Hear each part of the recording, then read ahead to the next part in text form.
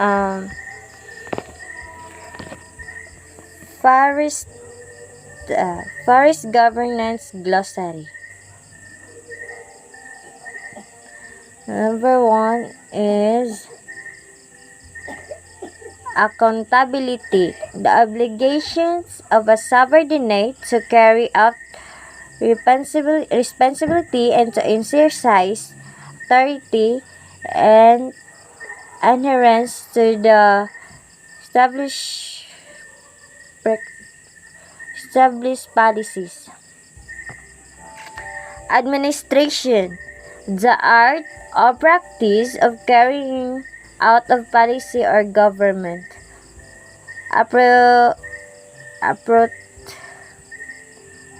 Apprenticeship training.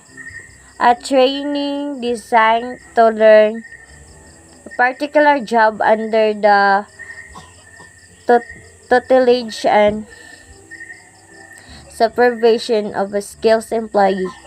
Bureaucracy and administration characterized by the specialization and functions under the fixed rules and hierarchy of authority. Career, a sequence of separate but related work activities that provide continuity, order, and meaning in a person's life. Case study, a training designed to give trainee an opportunity to apply his knowledge to the solution of realistic problems since life. Case study, clusterization, the bonding together of the similar operation into one group and placing them under for management of one person. Communication, an art of transmitting ideas, feeling, beliefs, and information from one person to another by the use of symbols. Coordinating, the act of synchronizing and harmonizing group activities to the organization toward the accomplishment of the common goal. Coordination of orderly management of group efforts so as to provide unity of action in the pursuit of common purpose. Decentralization, the transfer of authority away from the national capital to field office or by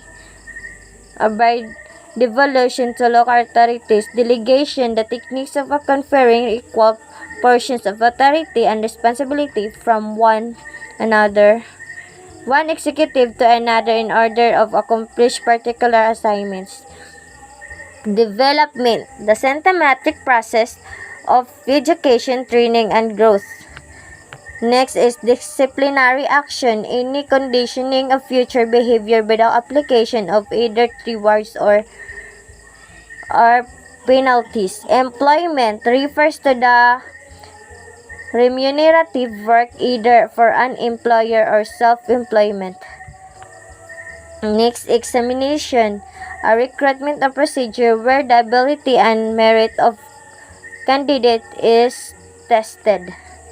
Next is expectancy, the strength of belief that the particular act will be followed by particular outcome.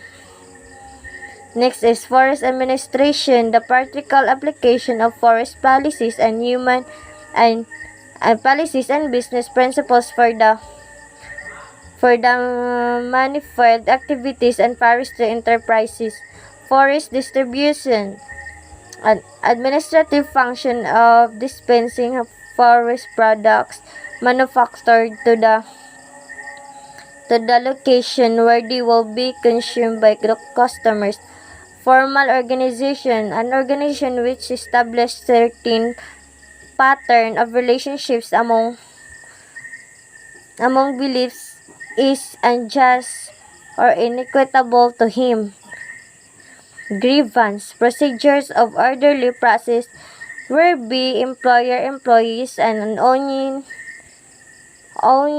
work situation.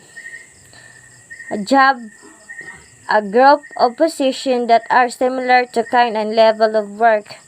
Next is job analysis, the process of studying and collecting information relating to the options and responsibilities of a specific job.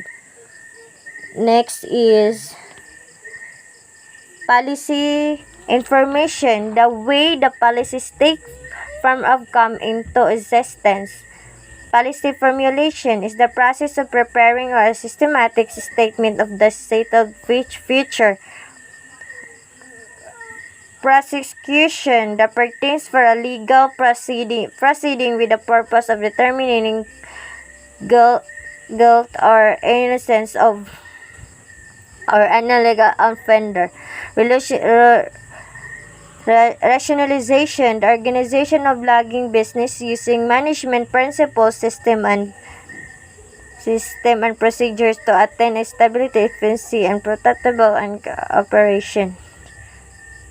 Resettlement land refers to those lands which are utilized for settling dangerous illegal forest occupation, etc. Resettlement, the transfer of forest products from the point of origin to the point where such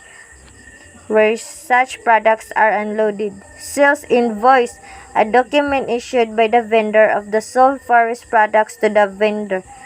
Next is censor, an act of taking, processing, and holding of illegal forest products by any forest officer. Next is suppression, refers to a direct or indirect technique of fighting or combating forest fires. Next is timberland, a land of sustainable for tree growth due to its limitation of geography and soil. Next is trespassing, the act of tearing inside the public forest property without permission to however assigned forest officer tearing. Vandalism, the act of defacing forest property owned by a certain person or by the public to writing. Watershed reservation, a forest land reservation established to protect or improve the conditions,